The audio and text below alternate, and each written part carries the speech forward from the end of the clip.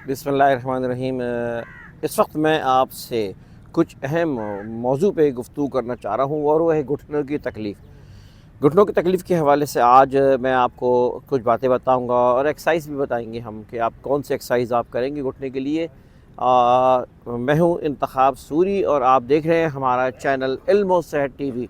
इल्म और सेहत टीवी जिसमें आपको इल्म और तालीम और अवेयरनेस और साथ साथ सेहत के हवाले से काफ़ी मुफीद आपको वीडियोज़ मिलेंगी, मालूमात मिलेंगी, क्योंकि मैं अल्हम्दुलिल्लाह बचपन से एक्सरसाइज और सेहत पे तवज्जो देता रहा हूँ और अल्लाह का शुक्र 60 प्लस होने के बावजूद अल्हम्दुलिल्लाह अल्लाह ने जो है वो तमाम चीज़ों से नवाजा है और किसी किस्म की कोई प्रॉब्लम मुझे जनरली नहीं है अल्हम्दुलिल्लाह, किसी बीमारी नहीं है अल्हम्दुलिल्लाह, अल्लाह का शुक्र है।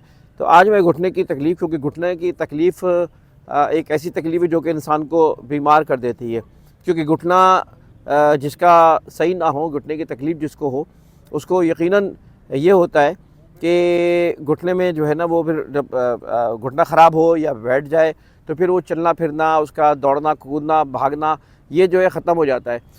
इसकी वजह से, घुटने की तकलीफ़ की वजह से फिर ये होता है कि फिर वो इंसान की बीमारियाँ वहीं से आती हैं जब उसकी घुटने की तकलीफ़ के आगाज़ होता है।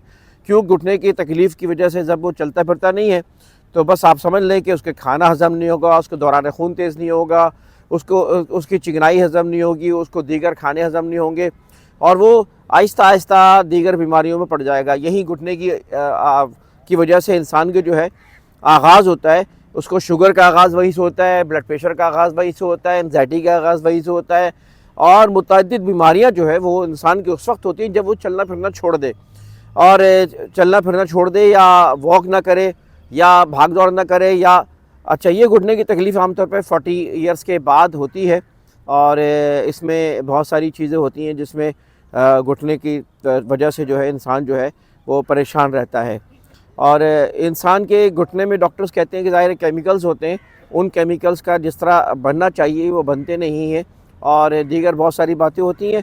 अभी भी देखें यहाँ पे मरकज़ खेल सकाफ़त में यहाँ पे एक्सरसाइज हो रही है और लोग एक्सरसाइज करते हैं हमारे और काफ़ी बड़ी तादाद में आती है। सर्दियाँ हैं आजकल, सर्दियों की वजह से एक्सरसाइज जो है कम हो रही है, वरना एक्सरसाइज रोज़ाना होती है। आप भी आए, हमें ज्वाइन करें मरकज़ खेल सकाफ़त में, जहाँ पर आपको इंशाअल्लाह ताला घुटने की तकलीफ़ के हवाले से बहुत सारी मुफीद मालूमात मिलेंगी दोस्तों।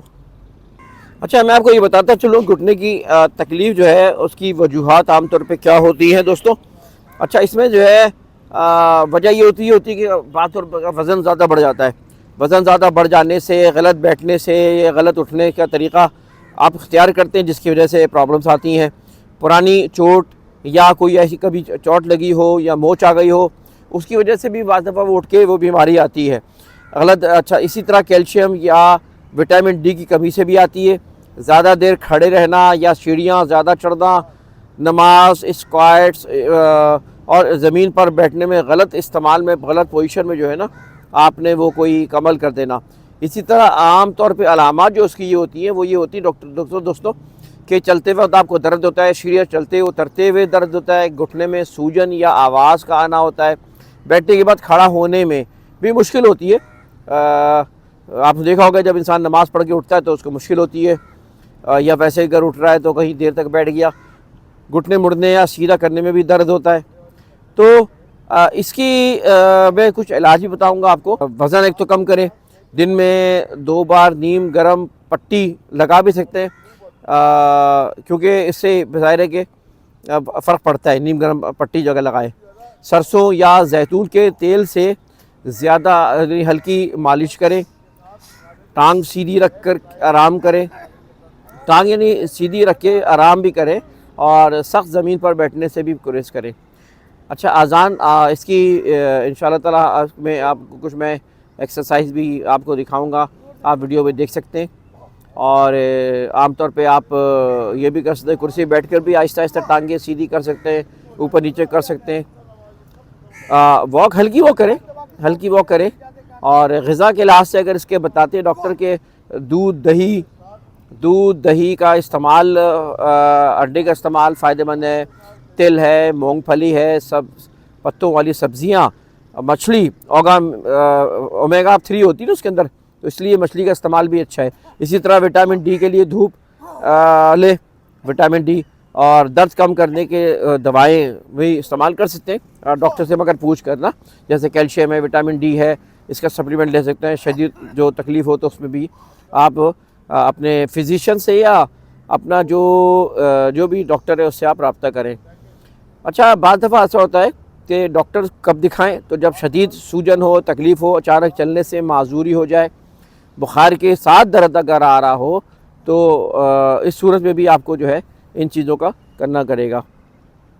और फिर ये कि आप ये भी कि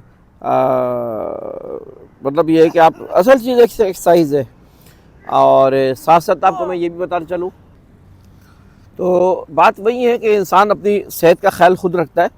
और ये जो है ना आपके जब आप एक्सरसाइज करेंगे, योगा करेंगे, ख़ास तौर पे योगा में बड़ी एक्सरसाइज के अंदर मौजूद है।